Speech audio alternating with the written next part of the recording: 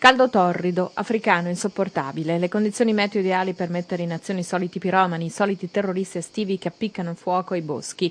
Il perché è difficile da motivarlo, molto spesso solo per compiere un'azione eclatante o per sottrarre a pezzamenti alla natura selvaggia per chissà quali interessi. Non sembrano esserci dubbi sull'origine dolosa dell'incendio che domenica pomeriggio ha interessato un'ampia area del versante del Monte delle Forche sui colli Euganei, tra Vo e Teolo. Il fumo e le prime fiamme sono stati avvistati dagli abitanti di Via Molini e Vo che hanno dato l'allarme. L'intervento tempestivo ha evitato che il rogo potesse espandersi e che i focolai potessero essere circoscritti. 2 squadre di vigili del fuoco di Abone d'Este hanno operato con gli uomini del Corpo Forestale dello Stato, sono state impegnate 2 autobotti. In un paio d'ore il rogo era spento, ma lunedì mattinata il vento che ha interessato il versante colpito dall'incendio ha riacceso alcuni focolai, ma la presenza in loco dei volontari della Protezione Civile ha permesso un immediato spegnimento.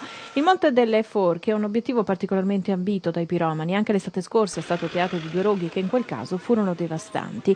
Per evitare che gli incendiari possano colpire ancora, le squadre antincendio della Protezione Civile hanno intensificato la sorveglianza su tutti i colli Euganei. L'invito è comunque ai residenti di segnalare subito se vedessero movimenti sospetti o segnali di fumo. Si salva la natura e magari si riesce a bloccare ed arrestare questi imbecilli.